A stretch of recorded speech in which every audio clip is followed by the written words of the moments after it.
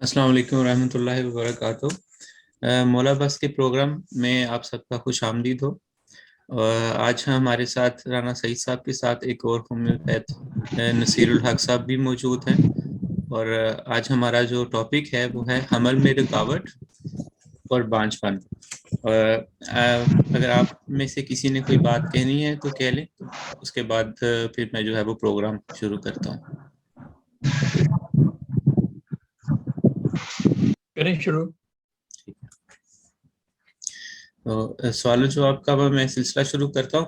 میں آپ سے اسی موضوع پر سوال کروں گا، تو آپ میں سے جو بھی جو مہمان ہیں، اگر وہ اس کا جواب دینا چاہیں، رانا صاحب یا نصیر الحق صاحب، تو وہ دے سکتے ہیں۔ پہلا سوال ہے کہ حمل نہ ہونے کی کیا بنیادی وجوہات ہو سکتی ہیں، اور کیسے ان سے ہم ہومیوپیتھک سے اس کا علاج کر سکتے ہیں؟ السلام علیکم ورحمۃ اللہ وبرکاتہ۔ میرے دیکھنے اور میرے سننے والوں، اللہ تعالیٰ آپ سب کا اور ہمارا حامی ناصر ہو۔ بات یہ ہے کہ یہ بڑا سینسٹیو سا ٹاپک آپ نے رکھا ہے آج۔ تو اس کے لیے حمل نہ ہونا جو ہے وہ ایک ایسا عمل ہے کہ جس کو بغیر ٹیسٹ کے آپ کچھ نہیں کہہ سکتے۔ جب تک آپ کے ہارمونز ٹیسٹ نہیں ہوں گے، آپ کچھ نہیں کہہ سکتے کہ کیا وجہ ہے۔ تو میرے پاس آج تک جتنے بھی میں نے خدا کے فضل سے کیسز کیے ہیں، اللہ تعالیٰ کے فضل سے وہ سب ہارمونز بیسس پہ کیے ہیں اور ہومیوپیتھک دوائیوں سے کیے ہیں۔ جب تک آپ کو یہ پتہ ہی نہیں ہے کہ آپ کے ہارمونز بیلنس ہیں یا امبیلنس ہیں، تو آپ کون سی دوائی، کیسی دوائی کھا سکتے ہیں۔ تو اس کے لیے سب سے پہلے جن عورتوں کو یا جن بچیوں کو اولاد نہیں ہو رہی، حمل نہیں ٹھہر رہا، ان کو چاہیے کہ وہ اپنے ہارمونز ٹیسٹ کروائیں، اور اسی طرح ان کے خامند بھی اپنے ٹیسٹ کروائیں۔ تو جب آپ ہارمونز ٹیسٹ اگر آپ کے ٹھیک ہوں گے تو پھر علاج آسان ہو جاتا ہے۔ اگر آپ کے ہارمونز خراب ہیں تو پھر اس کے لیے جو علاج ہے وہ تھوڑا سا مشکل ہو جائے گا۔ پھر پتہ ہونا چاہیے کہ کون کون سے ہارمونز آپ کو ڈسٹرب کر رہے ہیں، یا آپ کے ٹھیک نہیں ہیں، یا آپ کے میاں کا جو کیا کہ اسپرم کاؤنٹ ہے وہ بہت ڈاؤن ہے، مردہ سیلز ہیں اس کے اندر، پس سیلز پائے جاتے ہیں۔ تو ان سب چیزوں کو اگر علم ہو آپ کو تو پھر آپ کے لیے علاج جو ہے آسان ہو جاتا ہے۔ تو میں آپ کو کچھ بتا دیتا ہوں کہ جو بھی جن عورتوں کے یا لڑکیوں کے اولاد نہیں ہو رہی، ان کو چاہیے کہ وہ اپنا سب سے پہلے TSH ٹیسٹ کروائیں، اس کے بعد FSH ٹیسٹ کروائیں، اس کے بعد پروجسٹرون ٹیسٹ کروائیں، اس کے بعد پرولیکٹین ٹیسٹ کروائیں، پھر وٹامن ڈی کی بھی جن میں کمی ہو ان کو بھی پریگننسی نہیں ہوتی۔ تو یہ ٹیسٹ ہیں، یہ مرد بھی کروائے اور عورت بھی کروائے، تو ان ٹیسٹوں سے پھر پتہ چل جاتا ہے کہ گڑبڑ کہاں ہے۔ تو پھر جو علاج ہے وہ اللہ کے فضل سے آسان ہو جاتا جی ٹھیک ہے۔ اور اگلا سوال ہے کہ حمل کے دوران کن دیگر باتوں کا خیال رکھنا چاہیے، اور دوائی کے ساتھ کیا مزید احتیاط جو ہے وہ کرنی چاہیے حمل؟ دیکھیں جی، اگر حمل ٹھہر جائے اور شروع حمل میں خاص کر پہلے 3 مہینے کافی احتیاط کرنی چاہیے۔ مثلا وزن وغیرہ نہیں اٹھانا چاہیے، جھک کے کام نہیں کرنا چاہیے، فل بینڈ نہیں ہونا چاہیے، سیڑھیاں نہیں چڑھنی چاہیے۔ تو اور باقی بھی کئی ضروری اور جائز کاموں سے پہلے 3 مہینے اجتناب کرنا چاہیے۔ تو اپنی خوراک کا خاص خیال رکھنا چاہیے۔ کھانا پینا صحیح چاہیے. تو اللہ کے فضل سے پھر حمل اگر 3 مہینے پہلے ٹھہر جائے پھر بعد میں آسانی رہتی ہے. لیکن حمل کے دوران میں نے پہلے بھی 1-2 دفعہ پروگراموں میں یہ ریکویسٹ کی تھی کہ آپ کو ٹینشن نہیں لینی, کسی بھی قسم کی دوران حمل آپ نے ٹینشن نہیں.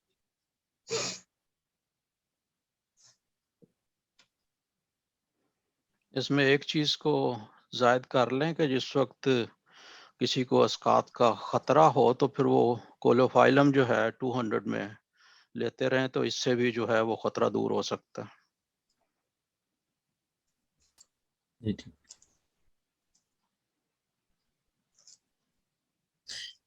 اگلا سوال ہے, کن دواؤں کا حمل کے دوران استعمال نہیں کرنا چاہیے؟ دیکھیں جی, ہومیوپیتھک دواؤں کا تو ممکن ہے وہ کی جا سکتی ہیں بوقت ضرورت, لیکن ایلوپیتھک دواؤں سے عموماً بچنا چاہیے.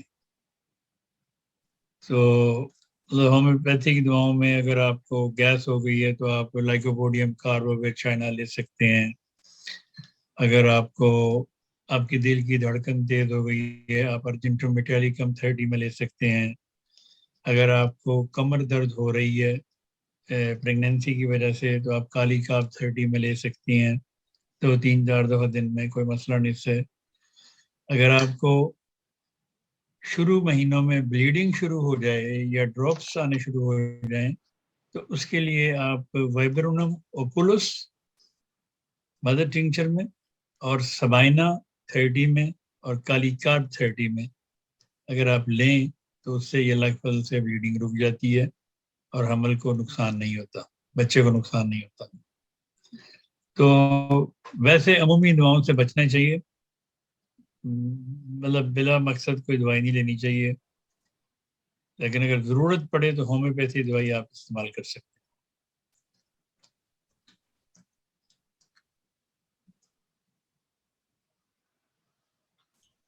اگلا سوال ہے کہ حمل کے دوران کن ہومیوپیتھک وٹامنس کا استعمال کرنا زیادہ فائدہ مند ثابت ہو سکتا ہے؟ دیکھیں یہ ڈیپینڈ کرتا ہے, لیکن میں عموماً ایک پریگنینسی کمبینیشن میں نے بنایا ہوا ہے. اس میں کچھ وٹامنز بھی ہیں, کچھ منرلز ہیں اور کچھ اس طرح کی دوائیں میں نے بنائی ہوئی ہیں, لیکن اللہ کے فضل سے وہ بہت ہی فائدہ دیتا ہے, بچہ بھی صحت مند پیدا ہوتا ہے. تو اس میں وٹامن D3 ہے, وٹامن C ہے, وٹامن اس میں کیلشیم فاسفورکم ہے, اس میں زنک ہے, اس میں اور بھی کچھ دوائیں میں نے شامل کی ہوئی ہیں. لیکن وٹامن کمزوری کے لیے اگر آپ نے لینا ہے, اگر آپ کو جسم میں جسمانی کمزوری ہو یا کہ آپ کمزوری محسوس کرتے ہیں تو آپ صرف وٹامن بی کمپلیکس کا استعمال دن میں 2-3 دفعہ رکھیں, آپ کو کسی اور دوائی کی ضرورت نہیں پڑے گی. لیکن بچے کی نشو و نما کے لیے اور باقی چیزوں سے محفوظ رہنے کے لیے وہ میں نے جو پریگنینسی ٹونک بنایا ہوا ہے وہ آپ استعمال کر سکتے ہیں. صحیح. اس کے علاوہ اگر یہ جو 6X میں جو نسخہ ہے اس کا استعمال بھی بہت فائدہ مند ہوتا ہے, جس میں کلکیریا فاس ہے, فیرم فاس ہے اور کالی فاس ہے. یہ جب حمل ٹھہر جائے تو اس کے تیسرے یا چوتھے مہینے سے یہ 6X میں یہ جو ہے نا اس کی چند ٹکیاں روزانہ صبح و شام اگر لی جائیں تو یہ بھی بہت ماں کے لیے اور بچے کے لیے فائدہ مند ہوں گی. لیکن ایک احتیاط کرنی ہے کہ ان کا استعمال جو ہے وہ مسلسل نہیں ہونا چاہیے. 2-3 ہفتے استعمال کریں, اس کے بعد 1 ہفتہ 10 دن کا وقفہ کر لیں اور پھر اس کو آپ جاری رکھ سکتے ہیں. تو اس سے حاملہ اور بچے دونوں کو جو صحت جو ہے وہ بہت اچھی رہے گی انشاءاللہ. ٹھیک ہے. اگلا سوال ہے کہ حمل کے دوران ماں کی خوشی کتنی اہم ہے اور آگے چل کر پیدا ہونے والا بچہ کن پریشانیوں سے بچ سکتا ہے اگر ماں جو ہے وہ خوش رہتی ہے, اور اس کے لیے کون سی دوا استعمال کی جا سکتی ہے؟ دیکھیں, ماں کی خوشی کے لیے ماں کو سب سے زیادہ, کوئی بھی پریگننٹ عورت جو ماں بن رہی ہے اس کو ایک تو ٹینشن نہیں لینی, ہرگز گھریلو فیملی ٹینشنیں جو ہوتی ہیں، جھگڑے ہوتے ہیں، ان جھگڑوں سے بچنا چاہیے. اور خوشی کے لیے سب سے اچھی بات یہ ہے کہ جھگڑا نہیں ہوگا تو عورت خوش رہے گی، ماں خوش رہے گی. ماں قرآن پاک کی تلاوت کر سکتی ہے، وہ بچے کے لیے بہت صحت مند اور فائدہ مند ہو سکتا ہے. ماں اچھی خوراک کھائے گی، وہ بچوں کے لیے، وہ پیدا ہونے والے بچے کے لیے دماغی لحاظ سے اور جسمانی لحاظ سے فائدہ مند ہوگی. ماں کو چاہیے کہ سارا دن کام کرنے کی بجائے کہ اچھا میں سارے کام مکا کے پھر ہی آرام کروں گی، ایسا نہیں کرنا چاہیے. گھنٹے 1.5 گھنٹے کے بعد اس کو 10-15 منٹ کا ریسٹ کرنا چاہیے، تاکہ اگر ماں سٹریس ہوگی تو اندر بچہ بھی سٹریس میں ہوگا. بچہ ہمیشہ بچے کی صحت کے لیے، بچے کی آئندہ مستقبل کی زندگی کے لیے آپ کو چاہیے کہ آپ ان چیزوں پہ عمل کریں، تو آپ کا بچہ اللہ تعالیٰ کے فضل سے صحت مند پیدا ہوگا. ٹینشن نہیں لینی، لڑائیاں نہیں کرنی، جھگڑے نہیں کرنے. میں ان سب ساسوں سے اور ان ماؤں سے نہایت ادب سے درخواست کرتا ہوں کہ جب بھی آپ کی بہو یا آپ کی بیٹی پریگنٹ ہو جائے تو پھر اس کو 1 سال کے لیے چھوڑ دیا کریں، اس کے حال پہ رحم کیا کریں، اس کو ٹینشن نہ دیا کریں، اس کی ہیلپ کیا کریں، اس کے لیے آسانیاں پیدا کریں، اس کے لیے مشکلیں پیدا نہ کریں، تاکہ جو آنے والا بچہ ہے وہ خدا نہ خواستہ اگر بیمار ہوا تو ساری زندگی ایک عذاب بن جائے گا. تو اس لیے یہ جتنے بھی میں نے اپنی پریکٹس کے دوران جتنے بھی آٹزم والے بچے یا ADHD والے بچے دیکھے ہیں، ان سب کے بیک گراؤنڈ میں ان کی ماؤں کو دوران پریگننسی ٹینشنیں تھیں، سٹریس تھے. کسی کو سسر کا سٹریس تھا، کسی کو ساس کا سٹریس تھا، کسی کو نند کا سٹریس تھا، کسی کو کسی کا سٹریس، کسی کو کسی کا سٹریس. اللہ ماشاء اللہ کوئی بچہ آج تک ایسا مجھے نہیں ملا جس کی ماں نے کہا ہو کہ نہیں جی دوران پریگننسی مجھے کوئی سٹریس نہیں تھا، یہ بچہ ایسے پیدا ہو. میں نے ایسے کئی 100 بچے دیکھے. تو وہ آہستہ آہستہ اللہ کے فضل سے ٹھیک تو ہو جاتے ہیں، لیکن ہوں کیوں ایسے؟ اس لیے میں پھر درخواست کرتا ہوں ان ماؤں سے کہ آپ اپنے بچے کی زندگی کی خاطر صبر کیا کریں. آپ اپنی ٹینشن دور کریں، میوزک سن لیا کریں، قرآن مجید کی تلاوت کر لیا کریں، نظمیں سن لی، کوئی اچھے فیچرز پروگرامز دیکھ لیے، کوئی تو اس طرح کر کے اپنے آپ کو خوش رکھیں. تو اگر آپ پھر بھی خوش نہیں رہتی کسی نہ کسی وجہ سے، تو سیروٹونین ایک دوا ہے اور میلاٹونین یہ دوسری دوا ہے. یہ دونوں دوائیں آپ دن میں 2 دفعہ کھاتی رہیں تو اللہ کے فضل سے آپ کے جو خوشی کے ہارمونز ہیں آپ کی باڈی میں زیادہ ہوں گے، اور آپ کے بچے کو سٹریس سے بچائیں گے اور آپ کو بھی.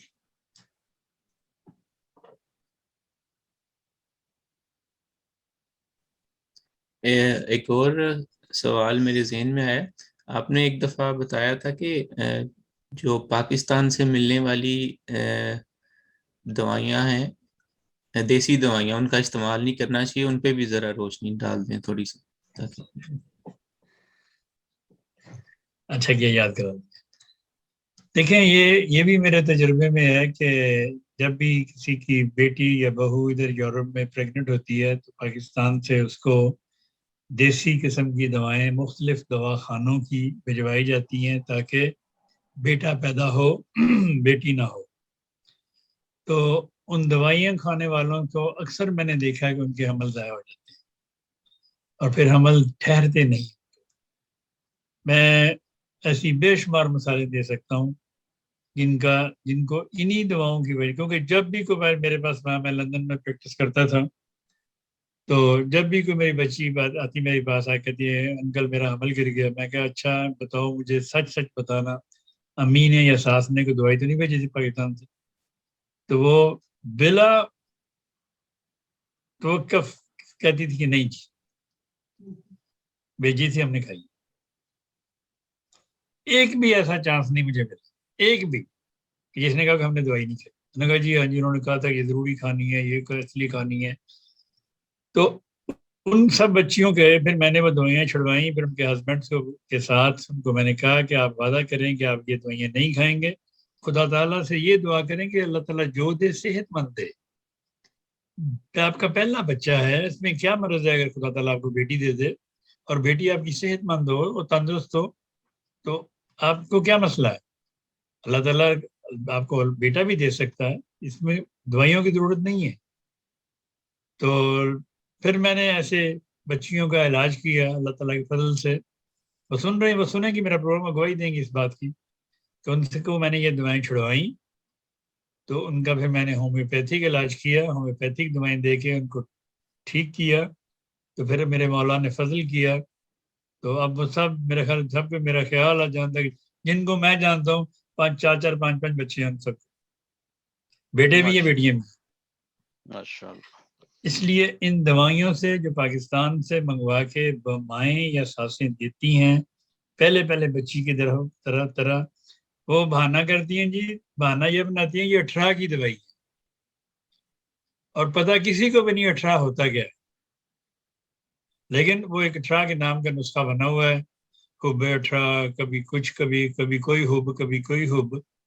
تو وہ اگر دیکھیں اگر جسم بیمار نہیں ہے تو آپ دوائی کھائیں گے تو آپ بیمار ہو جائیں گے، لیکن جب آپ کا جسم بیمار ہے تو آپ دوائی کھائیں گے تو آپ ٹھیک ہوں گے۔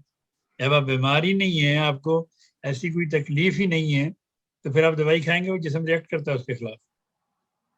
اور جتنوں نے بھی دوائی کھائی سب کے حمل ضائع ہو گئے، کافی سارے ہیں، ایک دو نہیں کافی ہیں۔ تو اس لیے ان دوائیوں سے بچنا چاہیے۔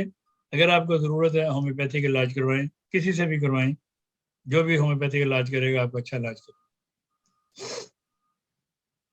جی ٹھیک۔ اور جو آپ نے سب سے پہلے سوال کا جواب دیا تھا کہ جس میں ہارمون ٹیسٹ کروانے ہیں، کیا وہ ہارمون صرف عورت کو ہی ٹیسٹ کروانا ہے یا مرد کو بھی ٹیسٹ کروانا ہے؟ مرد کو میں یہ بتا دیتا ہوں کہ ایک ایسا ہارمون ہے مثلا پرولیکٹین ہے، پرولیکٹین اگر مرد میں بھی زیادہ ہو تو اس کو وہ بھانج ہو جاتا ہے، اور ایسے مردوں کی عموماً چھاتیاں بڑھ جاتی ہیں، ایسے مردوں کی لڑکوں کی عموماً چھاتیاں بڑھ جاتی ہیں اور ان میں پرولیکٹین ہائی ہو جاتا ہے۔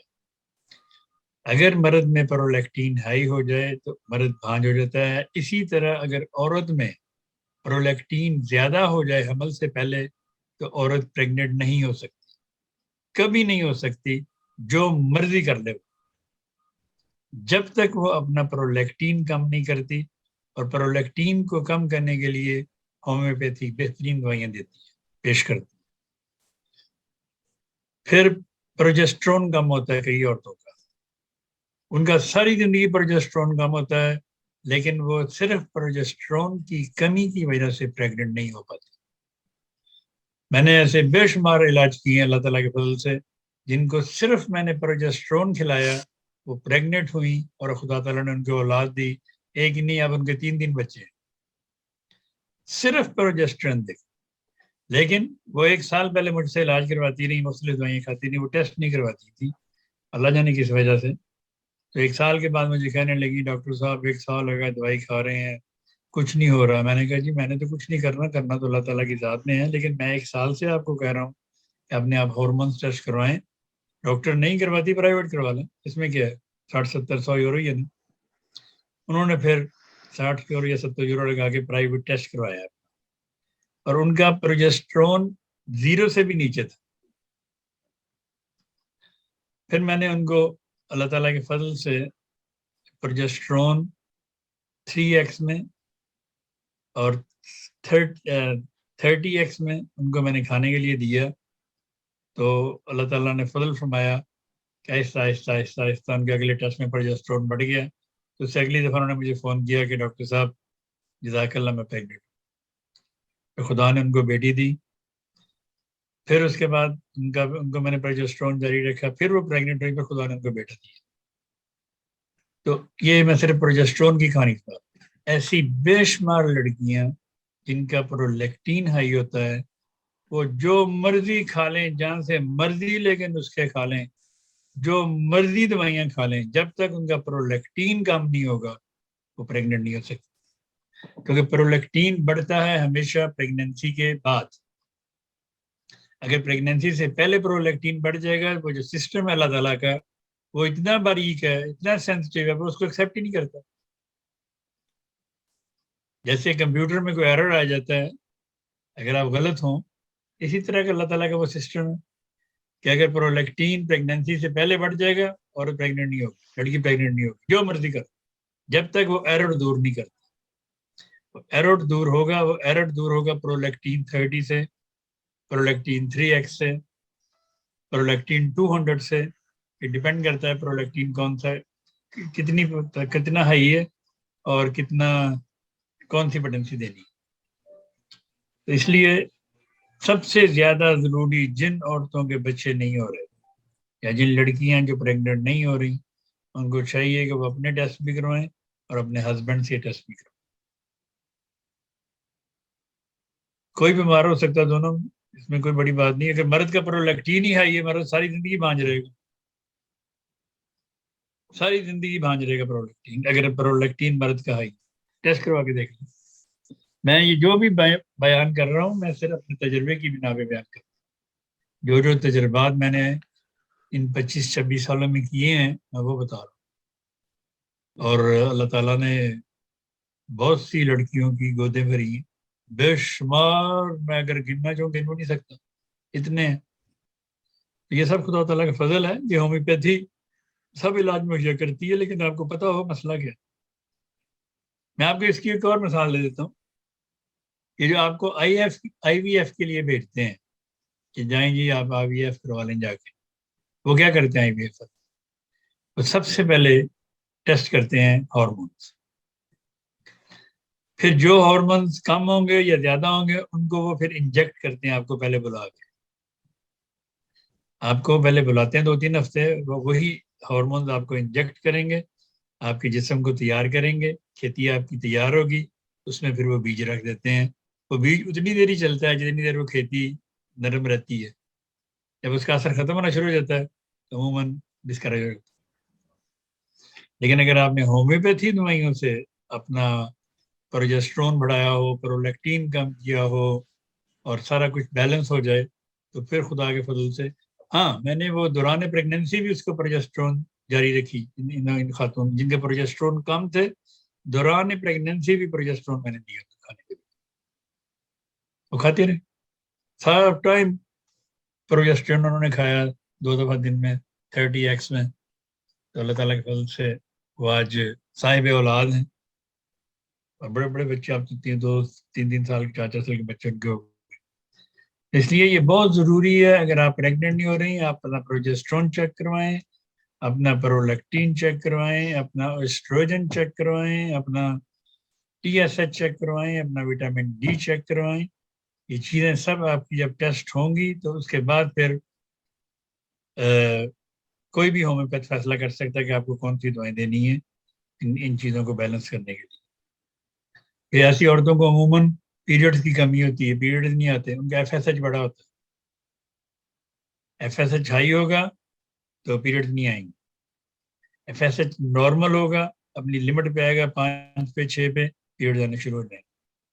اگر کسی کا صرف FSH بڑا ہو، اس کی دوائی کا نام بھی FSH 200 ہے، وہ روزانہ 1 دفعہ کھانا شروع کر دے تو within 6-8 weeks اس کا FSH نارمل ہو جائے گا۔ ڈے آف نائٹ کچھ نہیں ہوتا، آپ کو دوائی کچھ عرصہ، کچھ مہینے کھانی پڑتی ہے اس کے لیے کہ آپ نارمل ہو جائیں۔ 6 سے 8 ہفتے دوائی کھائیں۔ تو میرا نہیں خیال آج تک اللہ ماشاء اللہ کوئی ایک آدھ شاید رہ گیا ہو جس کا پرولیکٹین کم نہ ہوا ہو، مجھے یاد تو نہیں ہے، لیکن ہو سکتا کوئی ہو بھی۔ لیکن اللہ کے فضل سے پرولیکٹین 30x سے، پرولیکٹین 200 سے، یہ سب ہارمون برابر ہو جاتے ہیں، بیلنس ہو جاتے ہیں۔ ہاں جی جی اتنے ہی سوال تھے۔ اب اگر کسی کا کوئی سوال ہے تو وہ پروگرام میں پوچھ سکتے ہیں اس میں۔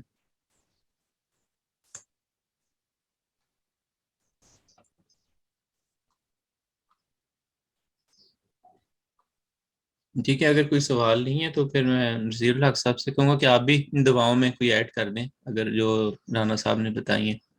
اگر جی، ابھی جو میں نے شروع میں جو بتایا گیا کہ اسقاط حمل کے خطرہ کو روکنے کے لیے جو دوائی بتائی تھی کولوفائلم 200، تو اس کا استعمال جو ہے وہ ذرا میں شاید نہیں واضح وضاحت نہیں کر سکا. اس کا استعمال ایسا ہی ہوگا کہ ہفتہ میں ایک بار جو ہے چند ماہ استعمال کیا جائے تو پھر یہ وہ خطرہ جو ہے ٹل جاتا ہے.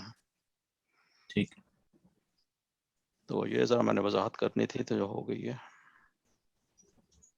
میرے خیال میں باقی مضمون بھی جو ہے، یہ باقی بھی جو سارے حمل سے متعلق بہت سارے اور سارے مسائل ہیں، تو یہ تو 2-3 پروگرام کرنے پڑیں گے، جی پھر جا کے یہ سارا جو ہے ٹاپک جو ہے اس کو ہم کور کر سکیں گے. تو یہ اگلا پروگرام جو ہوگا وہ بھی اسی پہ ہی رکھیں ٹھیک کہ حمل کے دوران بھی جو مسائل پیدا ہوتے ہیں، پھر اس کے بعد پھر جب ڈلیوری ہے اس کے مسائل ہیں، اور اس سے متعلقہ ادویات ہیں اور ہدایات ہیں، ان سے بھی پھر مطلع کیا جا سکتا ہے.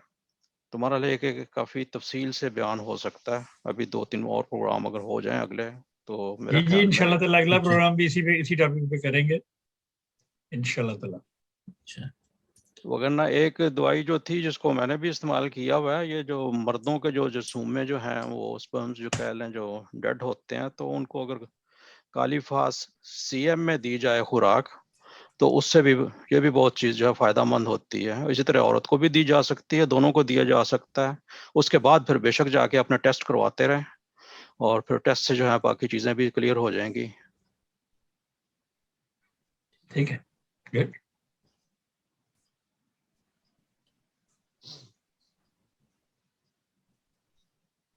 جی ہم نے کیسے اور کسی نے اور تو کسی نے کوئی سوال نہیں پوچھنا تو